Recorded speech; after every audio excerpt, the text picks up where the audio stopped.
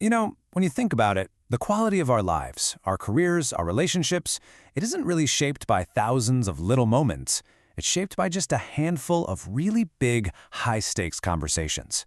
The ones we actually have, the ones we totally mess up, and maybe the most important ones, the ones we're too afraid to even start. Just let that sink in for a second. This question, it's really the heart of everything we're about to dig into. What if that huge gap between people wasn't caused by some big fight, but by the quiet, compounding interest of all the things left unsaid? All right, so to figure out how to fix this, we first have to get our hands dirty and diagnose the problem. We need to find that exact moment, that hairline fracture, where a totally normal conversation suddenly goes off the rails and turns into a conflict. I mean, you know this feeling, right? One minute you're just talking about what to do this weekend or a project at work, and the next minute, the air just gets thick. A voice gets tight, a face goes hard, and suddenly someone's either lashing out or they've just checked out completely. What is going on there? And here it is. This is the absolute core of the breakdown. The fight stops being about the topic, the money, the chores, the deadline, whatever. The conversation crosses this invisible tripwire where it's no longer about what we're talking about, and it becomes a referendum on who we are. It feels like a direct threat to our identity. So according to conflict expert Daniel Shapiro, the second that inner alarm bell goes off, our brain just starts firing off these deeper, more primal questions. It's not about the facts anymore. It's, am I being dismissed? It's not about your opinion. It's, am I losing respect here? And that is the exact moment our brain switches from dialogue mode to defense mode. And get this, it's not just in your head, it's biological. As the legendary relationship researcher John Gottman points out, our bodies tell the real story first. Your heart rate literally spikes, your muscles tense up, all your curiosity just vanishes. Your body is physically preparing for a fight way before you've even decided to have one. So here's the most important takeaway from this section. The fight you can see and hear, the yelling or the silent treatment, that's actually the second conversation.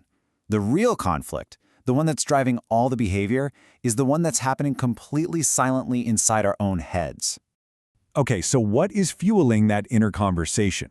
Well, it's powered by something incredibly fast and incredibly powerful. The invisible stories that we tell ourselves about what the other person is thinking. Our minds are absolute storytelling machines, and they work at lightning speed. It all starts with a simple, neutral fact, an observation. He interrupted me. But we don't stop there, do we? Instantly, we slap an interpretation on it. He doesn't respect me. And that story creates a powerful emotion, anger, maybe hurt. And that emotion dictates our action. We either attack or we pull away. The whole thing happens in a split second. And this is where we really get ourselves into trouble, because we have a massive double standard. When we do something wrong, we judge ourselves by our intentions. We give ourselves the benefit of the doubt. Oh, I'm just stressed, or I had a really bad day. But when someone else does the exact same thing to us, we judge them by their character. They're just a selfish person. They're controlling. We judge them by their actions, not their intentions. And the former lead FBI negotiator Chris Voss, he just nails the consequence of all this. In these intense moments, our best intentions, our ideals, they don't mean a thing. We don't rise to the occasion. We fall back on our oldest, most ingrained habits. And those habits, they're doing the talking for us. Okay, so we've seen how conversations break down, and we've seen the hidden stories that fuel the fire. So what's the way out? Well, this is the big turning point, and the solution is probably not what you think it is. This right here, this is the false choice, the trap that keeps so many of us stuck. We believe we've only got two options.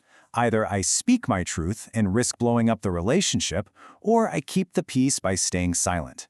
But what if that's the wrong question entirely? Because look, both of those paths lead to failure. If you just hammer someone with the truth without making them feel safe, it just feels like an attack. All you get back is resistance. But if you choose that false sense of safety by avoiding the truth, all you do is breed resentment. Either way, the connection gets poisoned. So the real goal isn't to be tougher or to be softer. The goal, the only goal that works, is to make it safe to tell the truth. You see, safety isn't the opposite of truth. It's the very thing that allows truth to be heard without destroying everything. And let's be really clear about what safety means. This isn't about being comfortable or avoiding tension. Psychological safety is about creating a level of trust where you know you can bring up tense, difficult, honest things without being punished or shamed for it.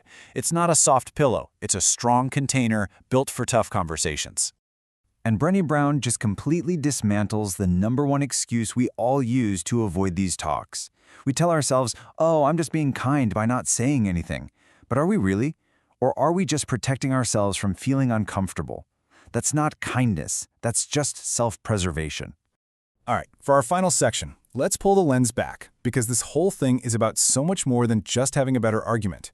We're talking about single moments that can literally change the entire course of a life, a team, or a family. Because, there comes a point where our silence stops being neutral. When staying quiet allows a problem to get worse, when it lets resentment build, when it lets a person feel invisible. At that point, our silence isn't passive anymore. It's an active choice. It's participation in the harm. I absolutely love this metaphor from therapist Esther Perel. The truth you don't speak, it doesn't just go away. It's like a debt that just keeps accumulating emotional interest, day after day, making the eventual cost of speaking it higher and higher. So never, ever underestimate the power of one honest, well-handled conversation. Seriously, it can interrupt a painful pattern that's been running for years. It can completely change what two people believe is even possible for their future. It can end a fake peace and begin a real one. And it can take you from feeling like a helpless victim to someone who actually has a choice. So I'll leave you with this question. Think about that one conversation that you've been putting off, the one that feels too hard or too risky. Is it really just a small disagreement you're avoiding? Or is it a quiet, critical turning point? A hinge that the next chapter of your life, your career, or your relationships is about to swing on? What you decide to do with that conversation, it really could change everything.